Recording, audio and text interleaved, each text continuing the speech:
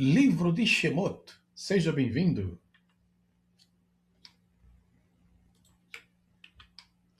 Shemot, aula de número 12. Capítulo 19. Ao terceiro mês da saída dos filhos de Israel da terra do Mitzraim, no mesmo dia chegaram ao deserto de Sinai, porque partiram de Redifim ou Refidim e entraram no deserto de Sinai, onde se acamparam. Israel, pois ali se acampou em frente ao monte. E assim aconteceu por muito tempo, né? Ali, junto ao Monte Sinai, aconteceram grandes coisas, grandes façanhas, grandes maravilhas, inclusive a entrega da lei. E subiu Moshe a Deus, e o Senhor o chamou do monte, dizendo: assim falarás à casa de Jacó e anunciarás aos filhos de Israel. Aqui Deus conclamando a Moshe: vós tendes visto o que eu fiz aos egípcios, como vos levei sobre asas de águias. Uma expressão alegórica, né? Alegórica, Deus assim trazendo a bênção sobre eles, trazendo de lá para cá como asas de águia, ou seja, fazendo com que eles estejam sobre todos. E vos trouxe a mim. Agora, pois, se diligentemente ouvirdes a minha voz e guardardes a minha aliança, então sereis a minha propriedade peculiar, o meu povo escolhido, dentre todos os povos, porque toda a terra é minha. E vós sereis um reino de sacerdotes. Isso acontecerá lá na frente. E o povo santo. Estas são as palavras que falarás aos filhos de Israel. Aqui Deus está prometendo o reino sacerdotal. Glória a Deus.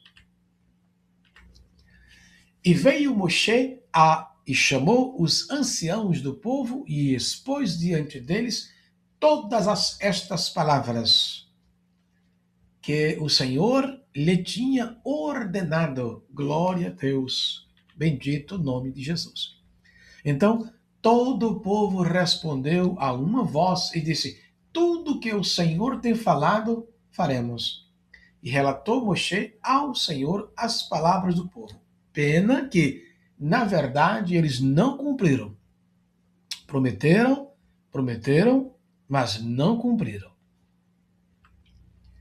E disse o Senhor a Moshe: eis que eu virei a ti numa nuvem espessa. Essa nuvem, representada aqui, representa a presença de Deus por meio de Jesus Cristo, simbolicamente, para que o povo ouça, falando eu contigo, e para que também te creiam eternamente. Esse eternamente aqui, em hebraico é olam, que traz a ideia de algo sem fim. Porque Moshe tinha anunciado as palavras do Senhor ao povo.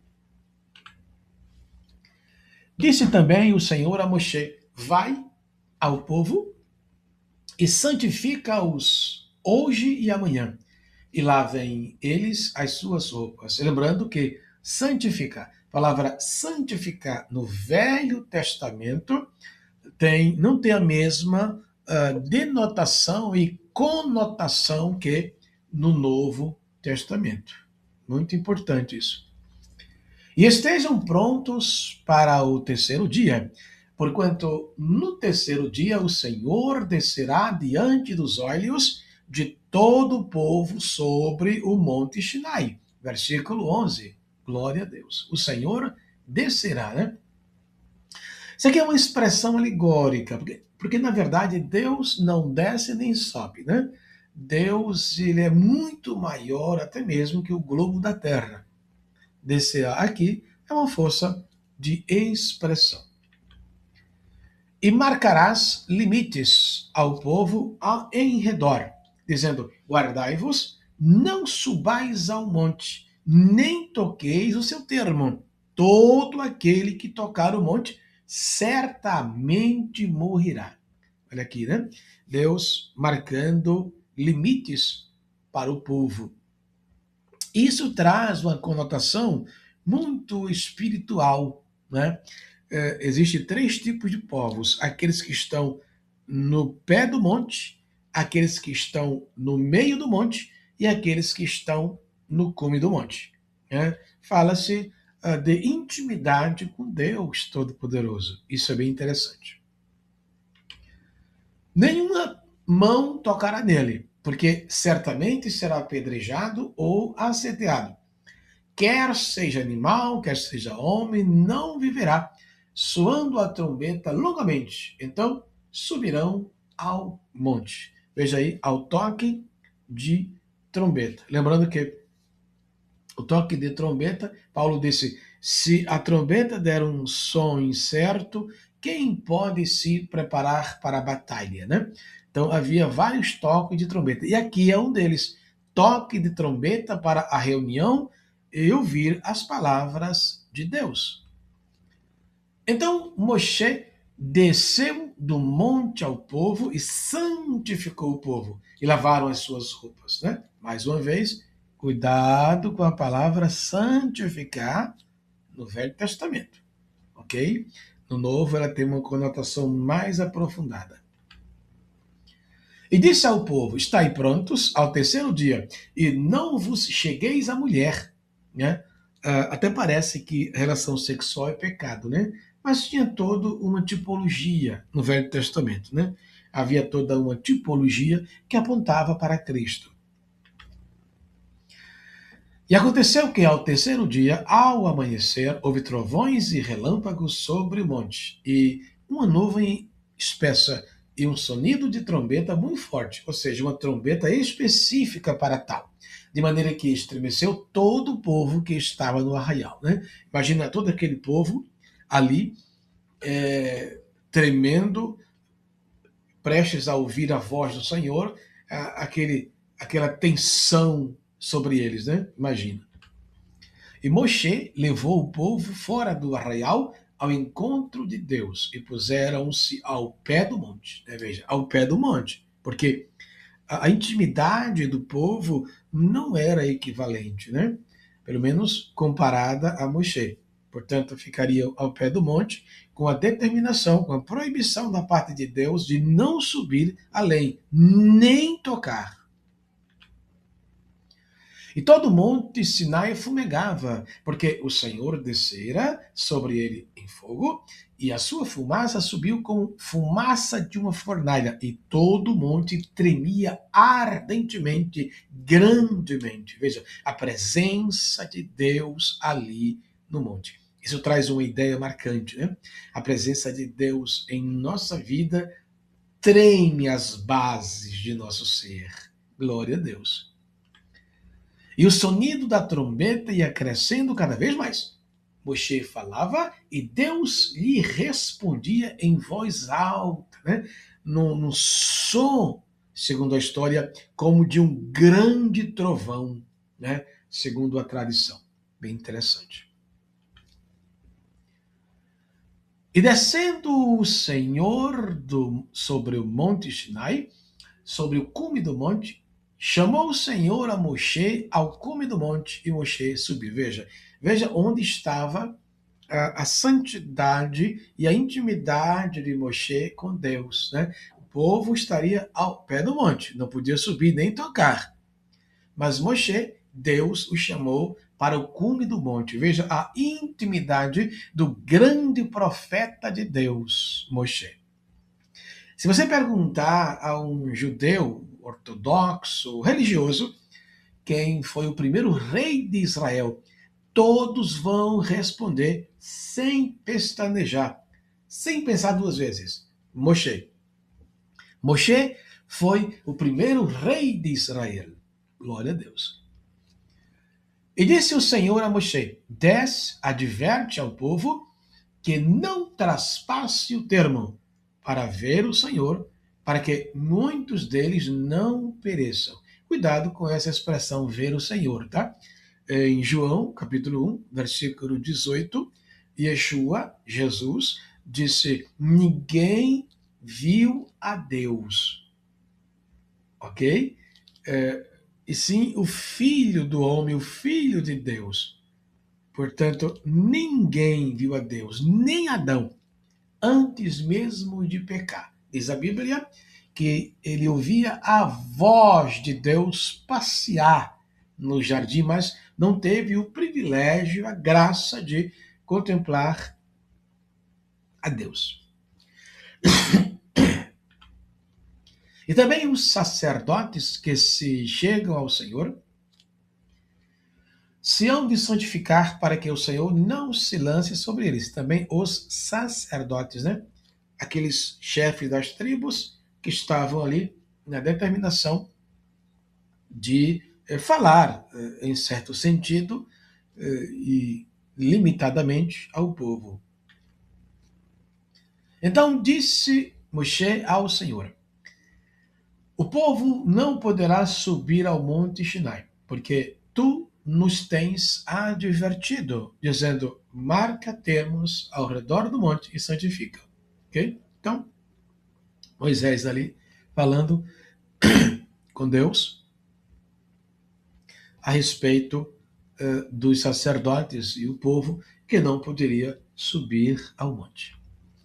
E disse-lhe o Senhor: vai, desce, depois tu subirás e Arão contigo, os sacerdotes, porém, e o povo não traspasse o termo para subir ao Senhor, para que não se lance sobre eles. Olha só, né? Mais uma advertência de Deus Todo-Poderoso. Então Moshe desceu ao povo e disse-lhe tudo isto, né? Contou da proibição que eles tinham recebido da parte de Deus para não subir, a fim de que não morressem. E falou Deus todas estas palavras, dizendo: eu sou o Senhor, teu Deus, que te tirei da terra do Mitzraim, da casa da servidão. Né? Este, basicamente, é o primeiro mandamento. Ter a Deus como único Deus, único Senhor de sua vida. Não terás outros deuses diante de mim. Olha só, o decálogo: não farás para ti imagem de escultura. Né? Voltando aqui ao versículo 3º, porque os judeus, o povo, o vulgo, né, que vieram com Israel, estavam acostumados, porque no Mitzrayim, no Egito, tinha muitos deuses, como já falamos na questão das 10 pragas. Né? E aqui havia Deus proibindo ter outros deuses. Né? Não farás para ti imagem de escultura. Isso aqui é interessante. Ó. Nem alguma semelhança do que há em cima nos céus, embaixo da terra, nem nas águas debaixo da terra. Portanto, imagem nenhuma com intuito de veneração e adoração. Está aqui a proibição. Né? Não te encurvarás a elas, nem as servirás, porque eu, o Senhor teu Deus, sou um Deus zeloso, que visito a iniquidade dos pais nos filhos até a 3ª e 4ª geração daqueles que me aborrecem. 3ª e 4ª geração, Deus visita. Olha que interessante. 1ª geração, a geração de Abraão. 2ª geração, a geração de Isaac. 3ª geração, a geração de Jacó. 4ª geração, a geração dos patriarcas. E a 5ª geração seria a igreja.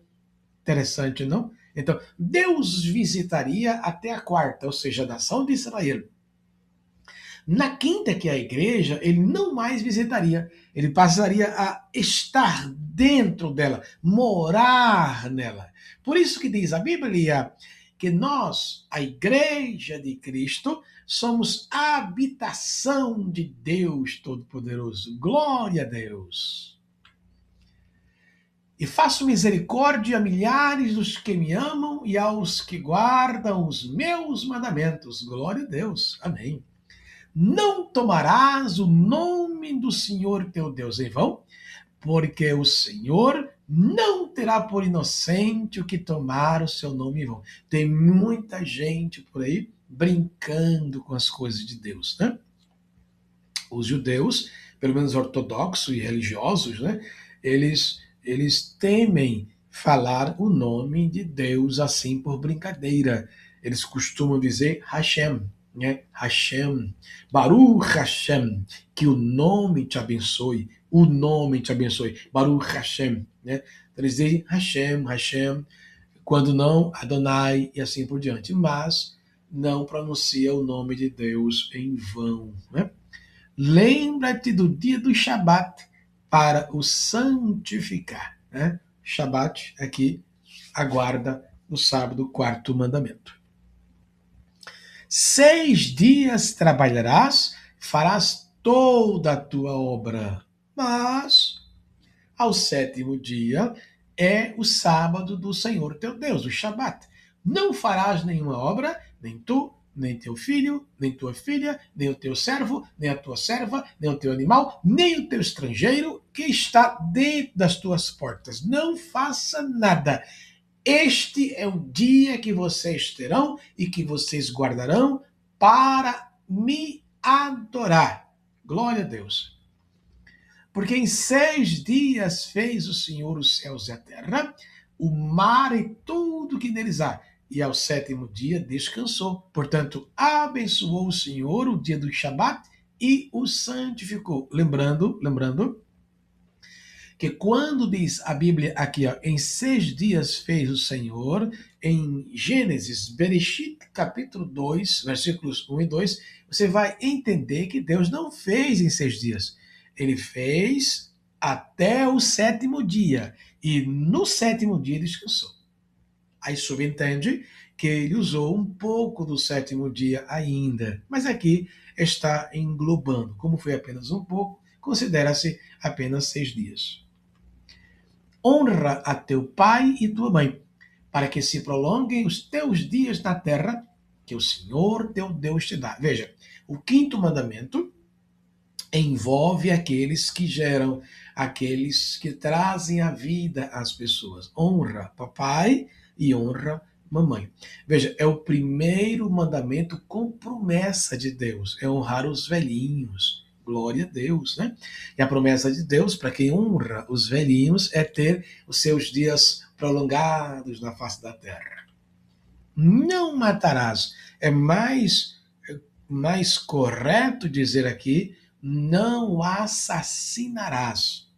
Ok? Porque lá na frente você vai entender que quem matar uma pessoa sem a intenção, ele basicamente não seria morto.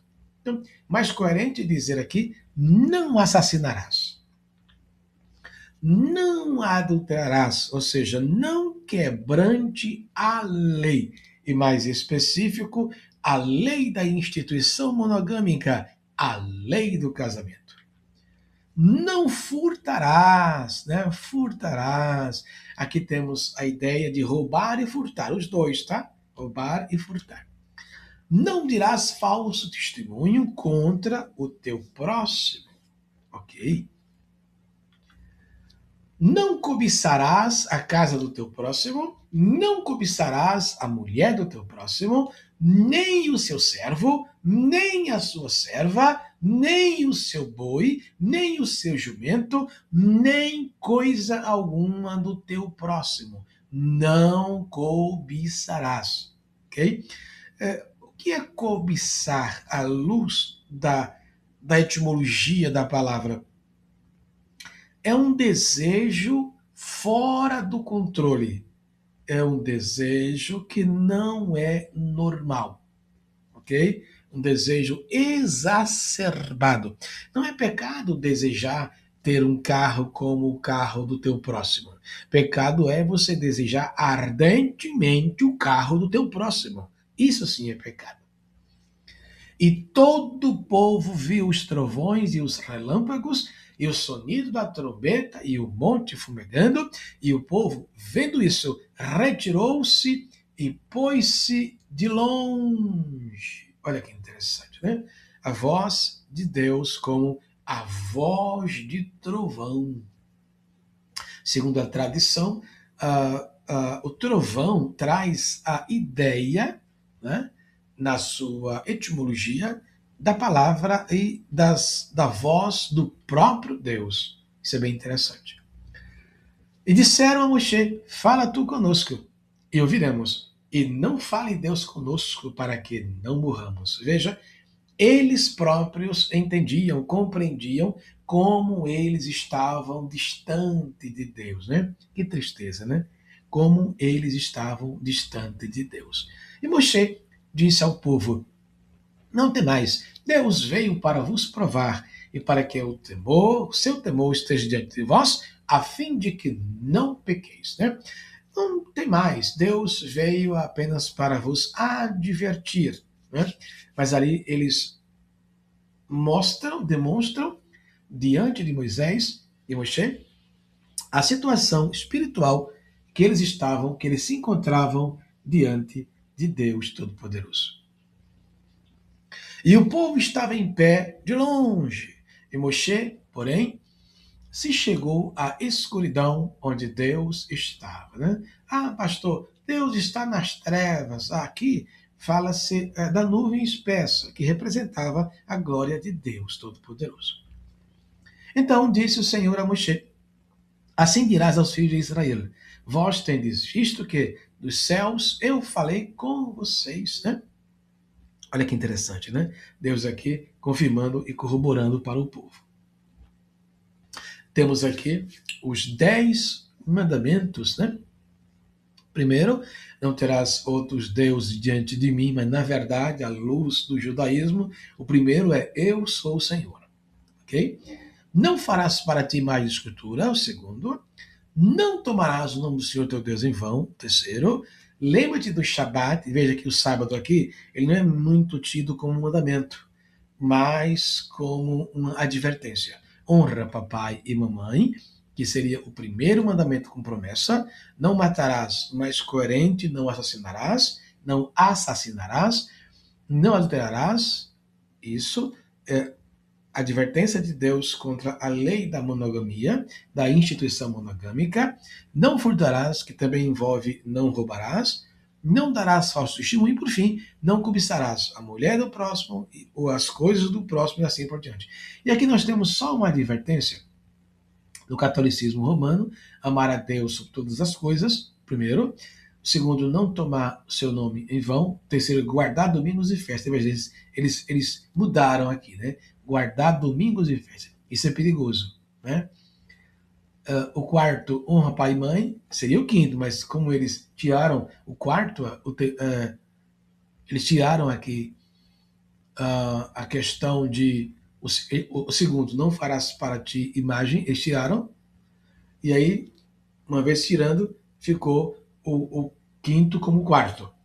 Honra teu pai e tua mãe, não matar, não pecar contra a castidade, que tem a ver com adultério, não furtar, não levantar falso testemunho, e o nono e o décimo, eles, já que eles omitiram não usar imagem de escultura, o que eles fizeram? Eles aqui pegaram o décimo e dividiram em duas partes, né? Não cobiçar a mulher e não cobiçar as coisas alheias. E isso é uma covardia, né? É uma covardia que a Igreja Católica fez aos mandamentos do Senhor Deus Todo-Poderoso. Aqui, meus irmãos e meus amigos, terminamos a aula de número 12. Deus abençoe no maravilhoso nome de Jesus. Shalom!